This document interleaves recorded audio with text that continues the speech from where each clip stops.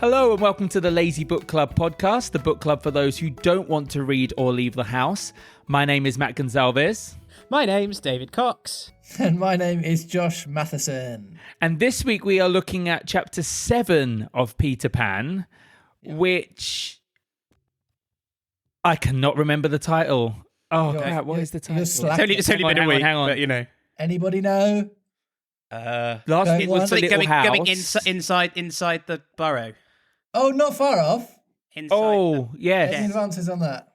Something like the bunker. Or It's you're both close. The home under the ground. Ah, yes. So we think we're going to... but none of the words were right. Yeah, that's right. Yeah. Can I just say, if this is a house that is populated purely by young boys, I bet it is disgusting. Filth. Yeah. You know there are just going to be pants everywhere, crisp packets, just... it's gonna smell of BO. It's gonna be horrible.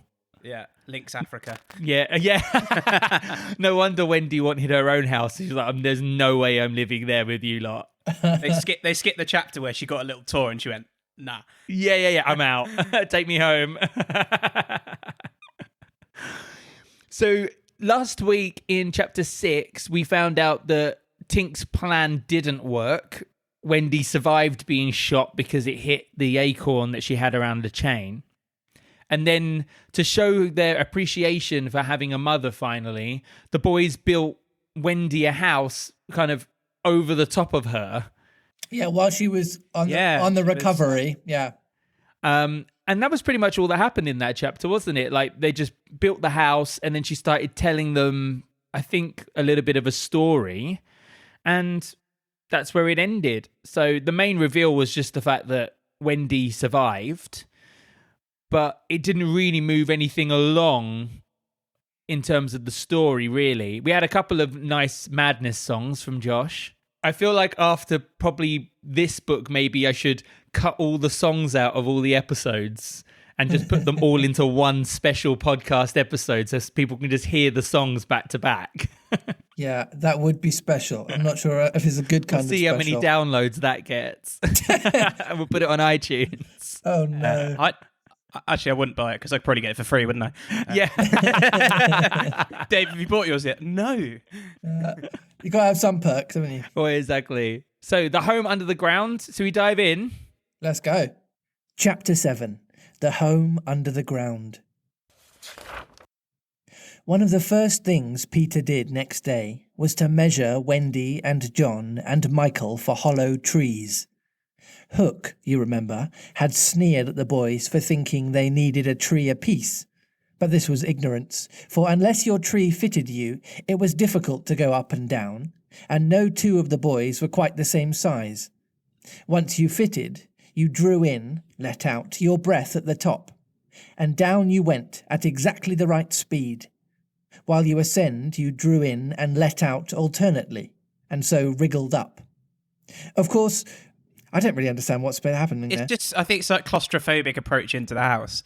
I think that basically they've just said that they've worked out this system where there's the optimum amount of friction for each boy, depending on how big or small they are. They've found a trunk that's exact so that when you let your breath out, you fall into the burrow at the right I'm imagining speed. it works a bit like a human throat, that it's sort of like... like the muscle pushes you down. What? The muscle behind contracts. And that probably is kind of what they're suggesting. Of course, when you have mastered the action, you're able to do these things without thinking of them. And nothing can be more graceful. Nothing is more graceful than wriggling through a tree. Just doing some shimmy. Ballet. A dolphin leaping sort of wistfully out of the ocean. No, a boy slipping down it. But you simply must fit, and Peter measures you for your tree as carefully as for a suit of clothes. The only difference being that the clothes are made to fit you, while you have to be made to fit the tree. Usually it is done quite easily, as by your wearing too many garments or too few. But if you are bumpy in awkward places, or the only available tree is an odd shape, Peter does some things to you, and after that you fit. I dread to think what Peter does to you to make you fit. Well, no, does he start chopping limbs off? Yeah. It said like knobbly bits, so is that like knees and elbows and you know I what? would imagine so. A rogue mole, that's going to go. Moobs. It castrates them or something. No lost boy shall have moobs. That's why they've all got high voices. They've had all their knobbly bits cut off. Yeah, exactly. Once you fit, great care must be taken to go on fitting. And this, as Wendy was to discover to her delight, keeps the whole family in perfect condition.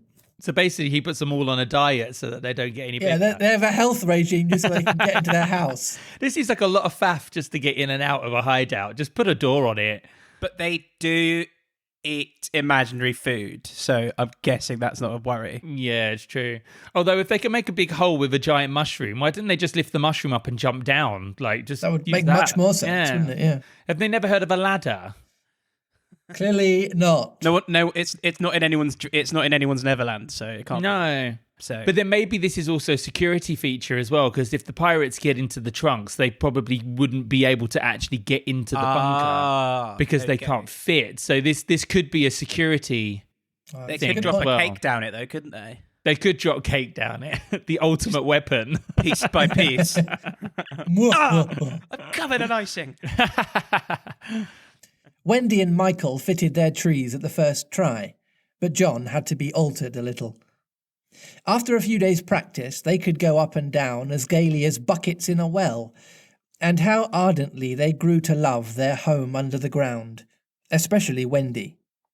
It consisted of one large room, as all houses should do, with a floor in which you could dig for worms if you wanted to go fishing, and in this floor grew stout mushrooms of a charming colour, which were used as stools.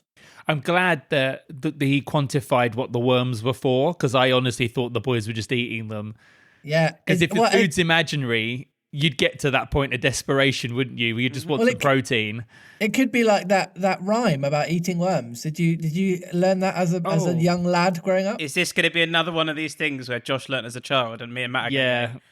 You must know the worm one. It sounds like your parents were just teaching you monologues as you were growing up. There's a worm at the bottom of the garden. No, it's not that. Shall I do it for you? Go on. Okay. Nobody loves me. Everybody hates me. I Think I'll go and eat worms. Long, thin, slimy ones. Short, fat, fuzzy ones. Gooey worms. Long, thin, slimy ones. Slip down easily. Short, fat, fuzzy ones stick. Short, fat, fuzzy ones stick in your teeth and the juice goes. So cut off the heads and cut off the tails and throw their skins away. Nobody knows how I exist on 100 worms a day. Hey! Oh my God, that was in the library. You see? It was there. I recognised the first verse, and then it just got faster and faster, and I just couldn't keep up. I'll teach you, Matt. I'll teach you. A never tree tried hard to grow in the centre of the room, but every morning they sawed the trunk through, level with the floor. By tea time, it was always about 2 feet high, and then they put a door on top of it, the hole thus becoming a table. As soon as they cleared away, they sawed off the trunk again, and thus there was more room to play. That's a very fast-growing tree. Yeah. There was an enormous fireplace, which was in almost any part of the room where you cared to light it. And across this, Wendy stretched strings made of fibre, from which she suspended her washing. The bed was tilted against the wall by day, and let down at 6:30, when it filled nearly half the room, and all the boys slept in it, except Michael, lying like sardines in a tin. They just have one massive bed. Thing is, it sounds like fun, but you know the reality of that every day would be so tiresome. It's giving me anxiety. Yeah. Not if you're perpetually 10 years old. It'd be quite fun. There was a strict rule against turning around until one gave the signal, when all turned at once. So literally, they don't... They're doing synchronized sleeping. Yeah. So they don't steal the duvet or something, don't they? True. Michael should have used it also, but Wendy would have desired a baby, and he was the littlest, and you know what women are, and the short and long of it is that he was hung up in a basket. So, What? cut a long story So short, he's probably like, I want to be in the bed. And she's like, I need a baby because I'm a woman. And apparently that's all I desire in life. So I'm going to put you in a basket and pretend you're a baby. So he's like, he sleeps in the Moses basket Yeah. down by the side. I feel like this is another sexist jab. I feel Particularly like it because is. there's no mention of Michael sleeping in a basket in the nursery either. No, he's No. in an equal bed. So he's probably being like, why have I been downgraded? It was rough and simple, and not unlike what baby bears would have made of an underground house in the same circumstances. But there was one recess in the wall, no larger than a bird cage, which was the private apartment of Tinkerbell. It could be shut off from the rest of the house by a tiny curtain, which Tink, who was most fastidious, particular, always kept drawn when dressing or undressing. No woman, however large, could have had more exquisite boudoir, dressing room, and bedchamber combined. The couch, as she always called it, was a genuine Queen Mab with club legs, and she varied the bedspreads according to what fruit blossom was in season. Her mirror was a Puss in Boots, of which there are now only 3, unchipped, known to fairy dealers. The washstand was pie crust and reversible, the chest of drawers an authentic Charming the Sixth, and the carpet and rugs the best, the early period, of Marjorie and Robin. There was a chandelier from Tiddlywinks for the look of the thing, but of course she lit the residence herself. Tink was very contemptuous of the rest of the house, as indeed was perhaps inevitable, and her chamber, though beautiful, looked rather conceited, having the appearance of a nose permanently turned up. So she really has dressed this out like a bit of a... She's the madam. Which She's makes sense as to why she didn't want another girl around. Because she obviously has this Queen kind bee. of... Yeah, she's the queen bee and she's got this whole thing kind of sewn up. I'd imagine this is what it'd look like if you visited a brothel with the borrowers. I suppose it was all especially entrancing to Wendy, because those rampageous boys of hers gave her so much to do. Really, there were whole weeks when, except perhaps with a stocking in the evening, she was never above ground. The cooking, I can tell you, kept her nose to the pot, and even if there was nothing in it, even if there was no pot, she had to keep watching that it came a-boil just the same. You never exactly knew whether there would be a real meal or just a make-believe. It all depended on Peter's whim. He could eat, really eat, if it was part of a game, but he could not stodge, cram down the food, just to feel stodgy, stuffed with food, which is what most children like better than anything else. So she has been brought, obviously, to be a mother. And even if there isn't actually real food on the fire, they still make her stand by the fire and pretend. Well, I think Peter does. He just like, we're doing a make-believe dinner tonight, but you still have to cook it.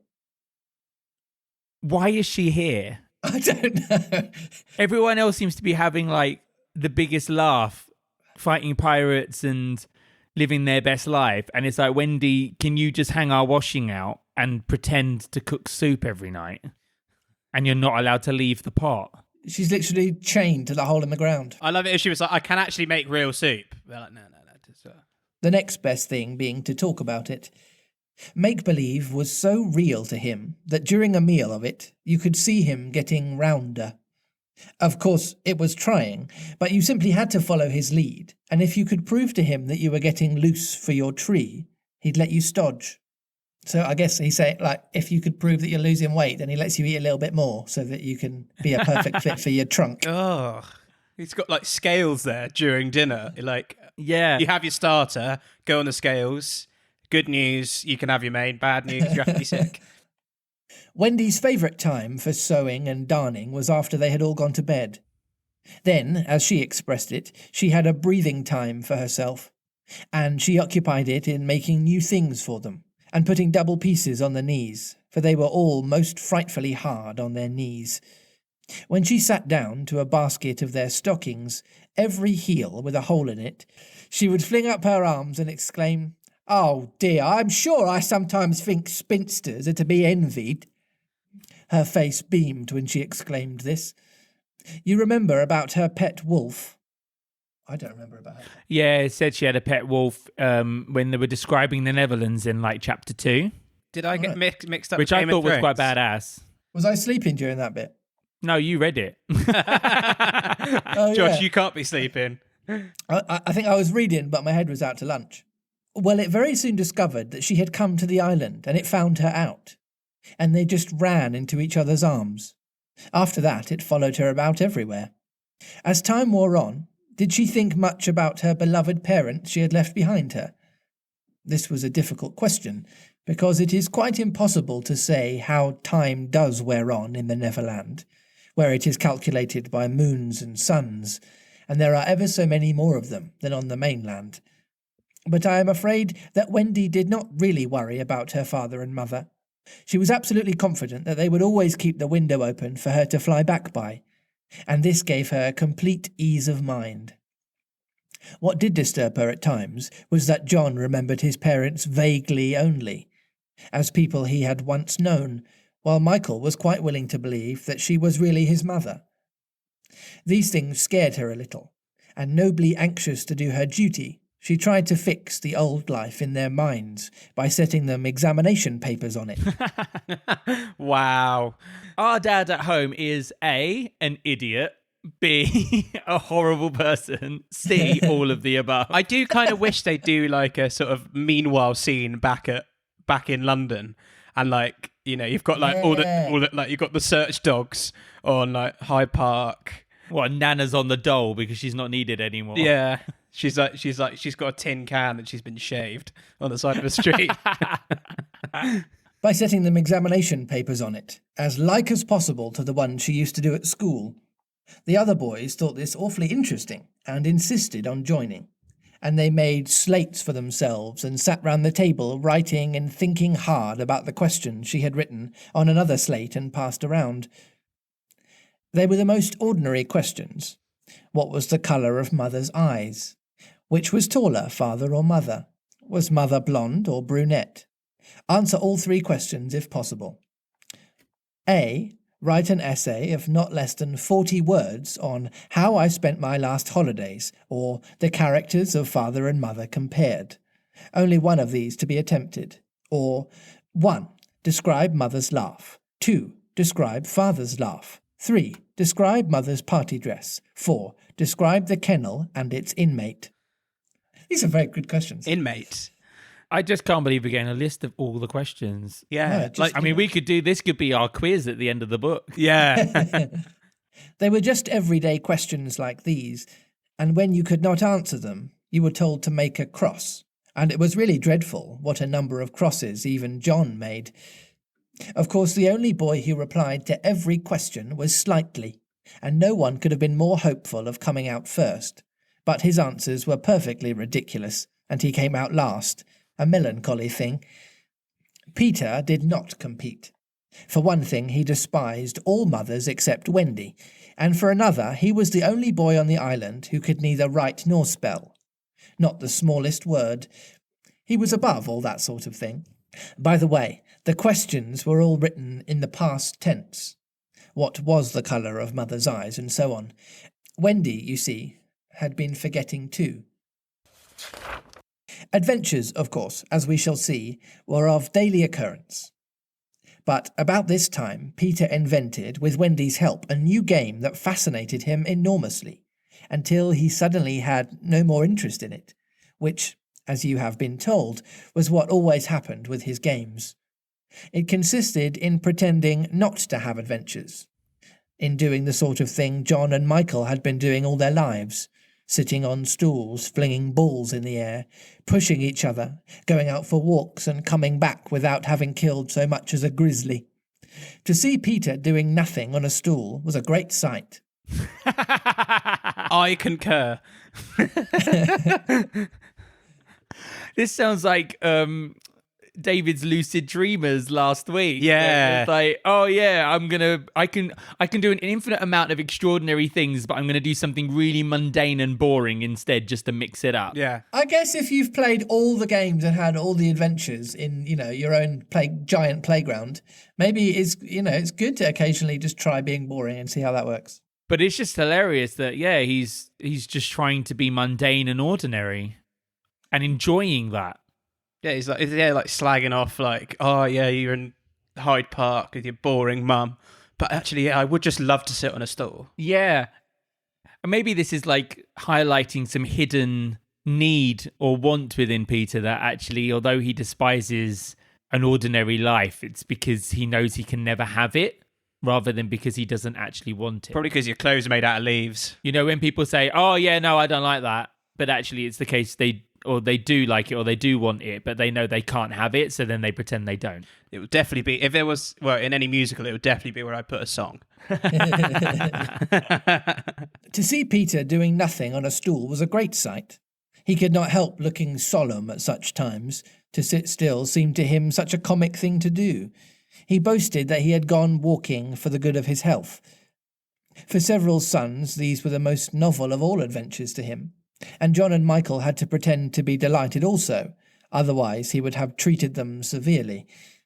He often went out alone, and when he came back to you, you were never absolutely certain whether he had had an adventure or not. He might have forgotten about it so completely that he said nothing about it, and then when you went out you found the body, and, on the other hand, he might say a great deal about it, and yet you could not find the body. So apparently every adventure involves killing someone. He is a psychopath. Yeah. Or at least a sociopath. It's quite a lot of murder that's happened already. Why is anyone's left on the island? Yeah. Yeah. I don't know if like new people just imagine, because obviously the pirates are adults, so how do they get there? I'm imagining it's like a game, they just spawn. They just spawn like... But they respawn, yeah. It's interesting that they're pirates, so they, in theory, could approach from, like, another Neverland. Yeah, maybe it's like the Caribbean. Yeah, well, because obviously it said that Captain Hook was someone's bosun before, wasn't it? And that he has this whole backstory with Long John Silver. Yeah. So maybe Hook, jumped out of Treasure Island into Neverland. Maybe he did. It's like Marvel, where the universes, come together. Exactly. Sometimes he came home with his head bandaged, and when Wendy cooed over him and bathed it in lukewarm water, while he told a dazzling tale. But she was never quite sure, you know. There were, however, many adventures which she knew to be true because she was in them herself, and there were still more that were at least partly true, for the other boys were in them, and said they were wholly true. To describe them all would require a book as large as an English-Latin-English dictionary, and the most we can do is give one as a specimen of an average hour on the island. The difficulty is which one to choose. Should we take the brush with the Redskins at Slightly Gulch? It was a sanguinary affair, and especially interesting as showing one of Peter's peculiarities, which was that in the middle of a fight he would suddenly change sides.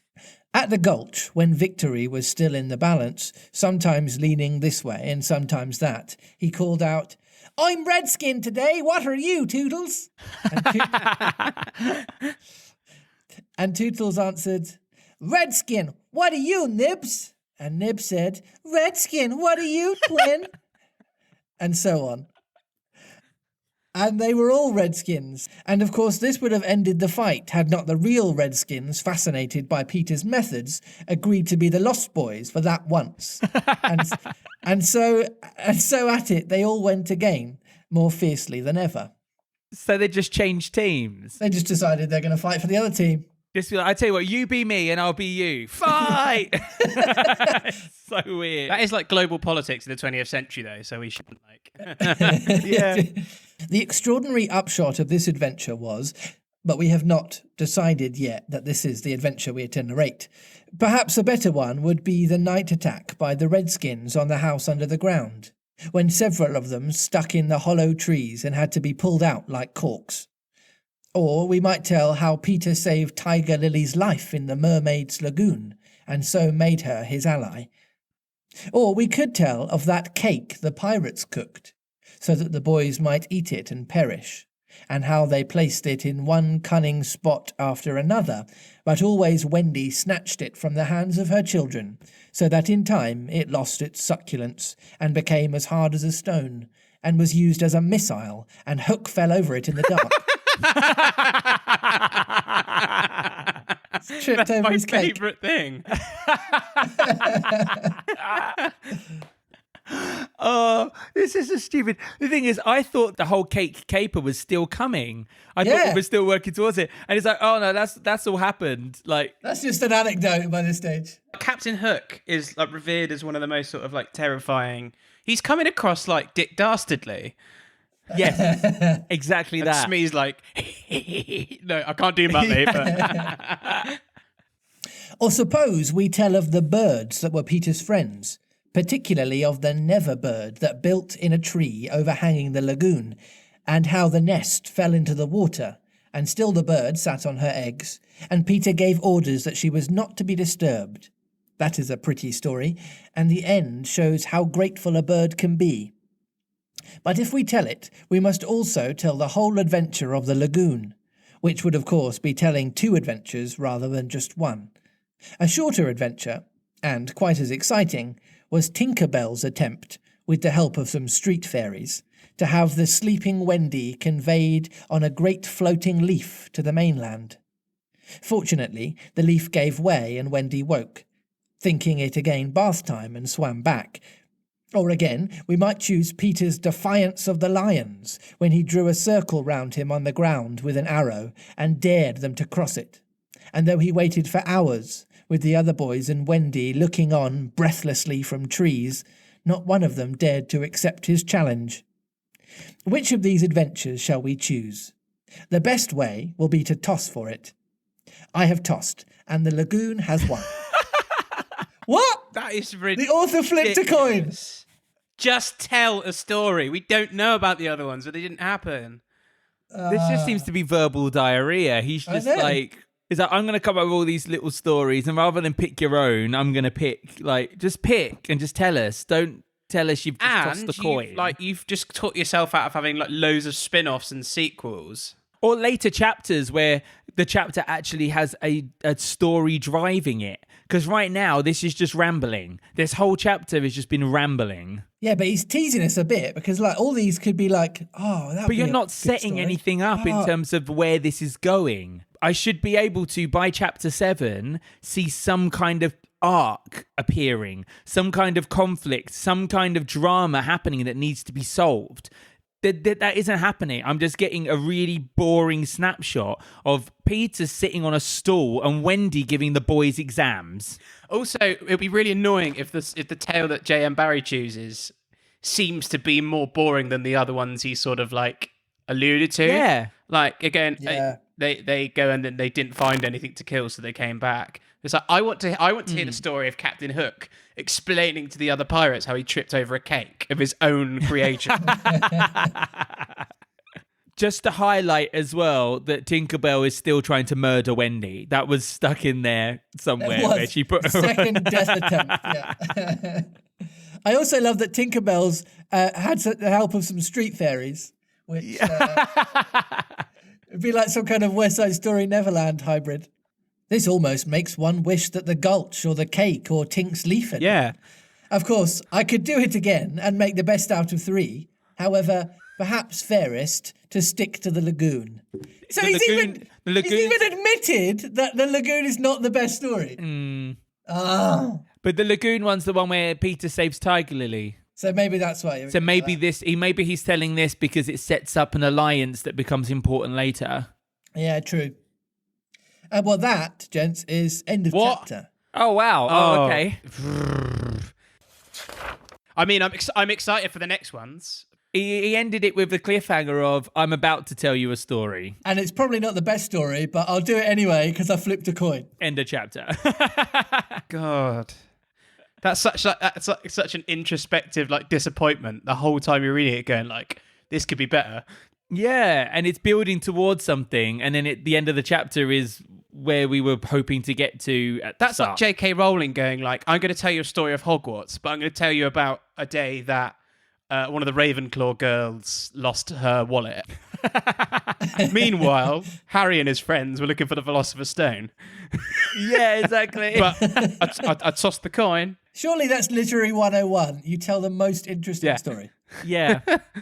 There's actually a couple of little things in this chapter which lit you up. The fact that I wait for you guys to do that is just depressing. So there's a few things in this which, although the chapter wasn't very story driving and wasn't very kind of like forthcoming with where this book's going to go, there are a few little bits which offer at least some insight as to how the island works and also how Peter works. One thing that's quite interesting is about the story of the Native Americans and the Lost Boys fighting and how they changed sides. And what this reveals is that the large share of the violence that takes place on the island is free of hatred. It is fighting for fighting's sake. An extreme version of the many gallant, violent arts like boxing and other combat sports. So it's kind of trying to say that the fighting's, it's almost like roughhousing. The boys just enjoy having a bit of a grapple and a bit of a punch and a bit of a spar, and then it's the end of the day and everyone walks home.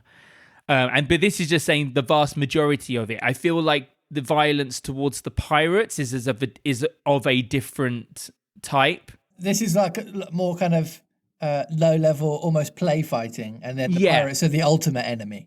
Yes, the Native Americans seem to be in on the game as well, because they're like, oh, okay, if you guys are going to be weird and pretend to be us, then we're going to pretend to be you as well. And it's almost like they're as up for the game as Peter and the Lost Boys are. Yeah. Whereas the pirates, it seems to be of a different ilk. They seem to be out for actual blood rather than just a good old fight just for the sake of it. Peter enjoys pretending to be an ordinary child, perhaps because he feels the real adventure of being a child with parents and a home is forbidden to him. And the last sentence of this is what's quite interesting, which is what I was touching on earlier. The game of ordinariness is tinged with real longing. So I feel like there is a longing by Peter to experience the ordinary or to have some kind of sense of it. But because he has put up such a negative front towards that, I feel like he can't admit openly that that's something that he wants to experience, and so he has to experience it in this kind of make-believe, let's make fun of it, let's make a game of it. Yeah, so he's just being a stubborn little boy. Maybe that is actually the ulterior motive for abducting. Let's make no bones about it. He abducted Wendy because, on the surface, it's like, we need someone to do our clothes and sew on our things. But actually, she is like the passport to the mundane and normal outside world. Well, yeah. She'll be able to go, this is what it's like on Fleet Street. The middle section that I skipped says exactly that. The question is, does he need Wendy to help him with the game of ordinariness, or does he need her in some simpler way? Just in terms of her being there helps him with this pretend world. And it's a substitute thing of, I don't want a real mother, but if I have her, then I have a mother-like person without having to have a real mother. And then one last bit as well with the kids forgetting their parents and forgetting where they came from. It says, the lesson here is that parents always remember children and that children always forget them. All that parents give, children take away. The selflessness of parents is just proportionate to the selfishness of children. I'm thinking a parent wrote that. Yeah, but I think it's quite apt, isn't it? That parents give their kids everything or try and give them everything, and kids just always want more. Take. Yeah, really, Wendy's like, I don't really care that my parents are probably going through the worst time of their lives, having lost their children, because they've kept the window open for me. Yeah. They're too young to have the nuance of understanding the sort of gravitas of what it would be like for a child to go missing. They're just like, just open the window. No, they probably call the Metropolitan Police. Well, and it's also her obliviousness to I'm putting my parents through hell, but I can make it end at any time, but I'm choosing not to. Yeah, that's actually even worse. Yeah. I'm going to have a guess and say that the next chapter is called The Lagoon. Any advances on that, David? Barrie tosses a coin again, just in case. No, chapter 8, The Mermaid's Lagoon. Yay! Oh, okay, I missed one word. Yeah. Well, if you have any insight or any comments on this chapter, you can contact us on thelazybookclub@gmail.com. Of course, we're on Twitter, and our handle is @LazyBookClubPod. And we're also on Instagram @LazyBookClubPod. So, The Mermaid's Lagoon. We'll see you next week.